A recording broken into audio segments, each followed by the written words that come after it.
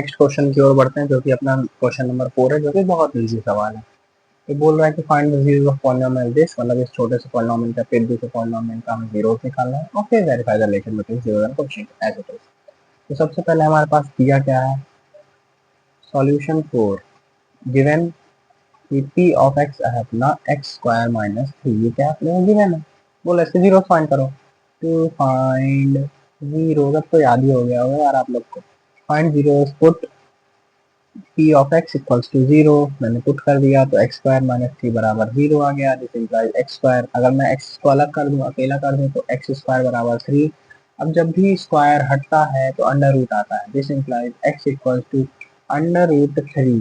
ठीक है, अब सुनिएगा, यहाँ पे दो रूट होंगे, तो एक होगा प्लस का, एक होगा माइनस का। तो मान लो कि इस इक्वेशन के दो रूट है, अल्फा कॉमा बीटा। तो अल्फा अपना आएगा √3 और बीटा आएगा अपना -√3। ठीक है, ऐसा क्यों हुआ, क्योंकि जब भी स्क्वायर रूट लगता है तो प्लस माइनस दो वैल्यूज आती है। ठीक है, मतलब जैसे कि एक्स स्क्वायर इक्वल टू 3 है, तो जो अंडर रूट आएगा वो 3 आएगा, क्योंकि देखो √3 का स्क्वायर करो तो भी 3 आता है और -√3 का स्क्वायर करो तो भी 3 आता है, इसलिए दो रूट, तो अल्फा √3 और बीटा बराबर -√3। मुझे आपको बताना, अगर मान लो एक्स स्क्वायर बराबर समथिंग कुछ ए लिखा होता तो एक्स बराबर प्लस माइनस रूट ए आता है, तो ये आपको पता होना चाहिए। ठीक है, अब देखो अल्फा प्लस बीटा अपना क्या आ रहा है, देखो अल्फा प्लस बीटा आएगा अपना 0, क्योंकि एक प्लस का रूट 3 एक माइनस का रूट 3। और अल्फा इंटू बीटा क्या आएगा, √3 इंटू √3 हो गया 3 और प्लस माइनस एक माइनस साइन, ये अपन को मिल गया। अब इस इक्वेशन में पहले देखो ए बी और सी की वैल्यू निकालो। तो एक्स स्क्वायर माइनस 3 में ए की वैल्यू कितनी होगी 1, बी की वैल्यू कितनी होगी 0, क्योंकि बी क्या होता है एक्स के आगे कोएफिशिएंट होता है, पर यहाँ एक्स तो है ही नहीं, तो मतलब 0। और सी कितना अपना -3 दिया है, कॉन्स्टेंट वाला टर्म। तो माइनस बी अपॉन ए कितना हो 0, क्योंकि देखो डी अपना 0 है और ये 0 और अल्फा प्लस बीटा भी 0, तो ये वाला एक ट्रू हो गया। उसके बाद सी अपॉन ए कितना है अपना -3/1, तो ये कितना हो गया -3 और -3, हाँ बिल्कुल अल्फा इंटू बीटा भी अपना -3 और ये भी अपना -3 है। तो देख सकते हो वेरीफाई भी हो चुका है। जो मैं नोट्स दिया हूँ, मैं काम करूँ नोट्स को इसमें अटैच कर दूंगा अपने लेक्चर में, किसी भी इनमें से लेक्चर में आप देख लीजिएगा, वहाँ पे इसका पूरा डिटेल सोल्यूशन लिखा, मैंने बस इसको यहाँ पे एक्सप्लेन किया है। ठीक है, थैंक यू।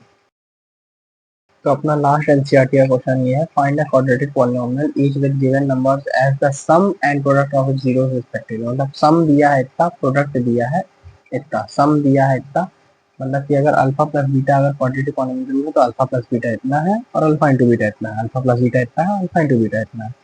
तो चलिए इसको सॉल्व करते हैं, ये बहुत इजी सवाल है, सॉल्व फिफ्थ वाला है। तो सॉल्व फिफ्थ का फर्स्ट कर रहे हैं, तो अल्फा प्लस बीटा अपन को गिवन कितना है √2 और अल्फा इंटू बीटा अपन को कितना है 1/√3।